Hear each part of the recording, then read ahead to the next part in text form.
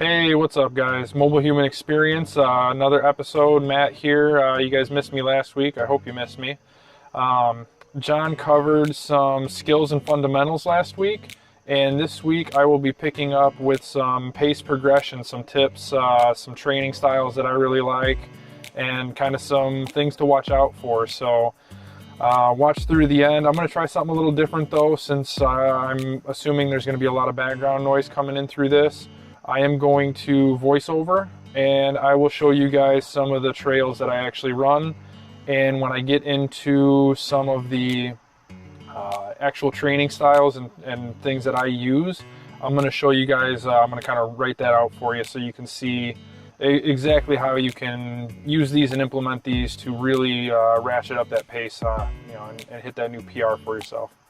So here we go. We will hit the trails.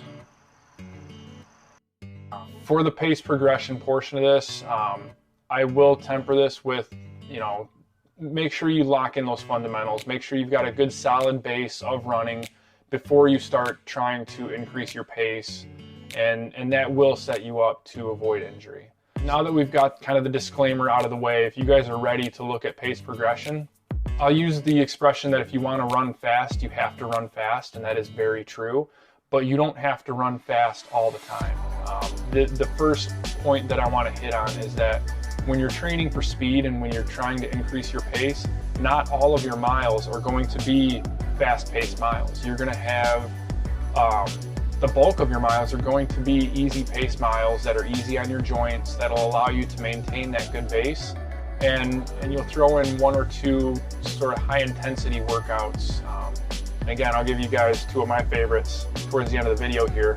Talked a couple weeks ago about that 85-10 rule, and the 85% of that really holds true when you're looking at pace progression. So 85%, you don't want to kill yourself on every workout. You're going to burn out, you're going to risk injury, and you're not going to get the same results that you would if you went hard on 1 or 2 days and then you used 1 or 2 days for a recovery period. So keep that in mind as you start to lay out your training plan, as you start to look to increase your pace.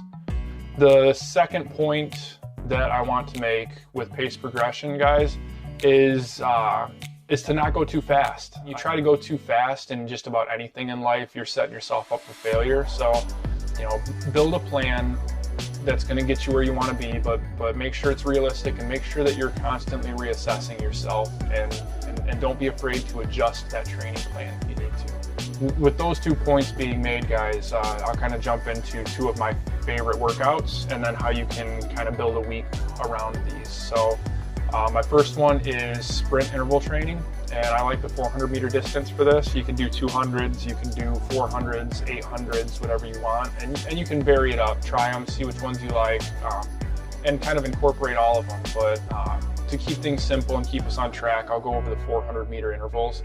And the way I do this is I set up to 6 iterations. So you're going to run a 400-meter sprint 6 times. One thing that a lot of people don't understand, or that they kind of gloss over, is that from your first iteration to your 6th, you should be shooting for that same amount of time. So if it takes you 1 minute and 30 for your 400 meter, you want it to take you that same time every single time through every single iteration. So this means that your first and second interval is going to feel, you're not going to feel 100% maxed out. You should be close to it, but you don't want to completely smoke yourself and not be able to continue to push at that speed throughout every iteration. So with that being said though, the last couple should absolutely be smoking you. It should be everything you've got to struggle to stay up at that pace on your last few iterations. So, and then in between sets, or in between your sprint intervals, should be a walking phase. And this will allow your heart rate to come back down. It'll allow you to reset and get ready for that next iteration. So the other training segment that I would talk about is hill training. This one is great to increase strength and power, and it's really going to help you increase your pace overall. So it's exactly like it sounds. There's nothing complicated to this. Find a big hill and run that big hill, and do so in again in iterations. So you sprint up, walk down, sprint up, walk down, and you hit that for kind of 6, 8, 10 sets of it, whatever you feel comfortable with. You want to go hard for 30 seconds to a minute if you can find a hill big enough for that. And then you walk down there. Keep in mind that when you're coming downhill, that is rougher on your joints than it is going up. So if you're planning on sprinting up the hill and jogging back down, just make sure that you're doing so safely. And I would recommend that you walk back down, especially early on while you're still conditioning and everything. Those 2 workouts there will get you through a ton of pace progression. There's a few more that you can Google out and look into, and maybe we'll touch on those in a future episode. But yeah, if you guys incorporate the 400 meters and the or 200 or an 800 and the hill training, I can guarantee you that your pace times will go up. Do so consistently. When I train for pace, I'm training sprint intervals on Tuesdays, hill training on Thursdays, long run on Saturdays, and usually a recovery walk run just to stay loose on Sundays. And I adjust my mileage as I need to. But that's an easy way to incorporate both into a work week.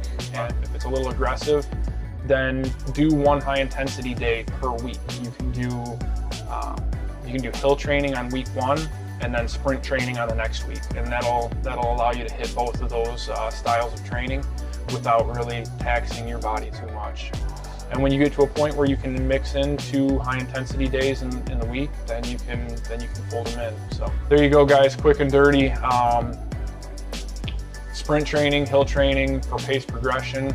I will say one more time too, make sure that you guys, if you missed it, go watch that skills video from John. He's given you guys a lot of the fundamentals there, so you want to make sure that you have a good solid running base before you start really ratcheting up the intensity and hitting that. So that's about all I got. I hope you guys got something out of this video. I'm gonna have to do something about this earpiece because it's driving me insane. I am going to switch over to John here and let him kind of close things out. John, can you give us a preview on what's coming up next week, what these guys can expect, and close the video out for me? Thanks, dude. All right, thanks again, Matt, for putting the finishing touches on our skills versus pace mini-series, I guess you can call it. Excuse me, ooh, voice. So remember, once again, everybody, the whole point of making this small 2-parter was to give you a foundation, right, on when you'll be working on the fundamentals or when you want to push, right, and you want to test your capacity. That was the whole point of this. When do you want to stay and build a skill set, and when do you want to push and see what you are capable of doing?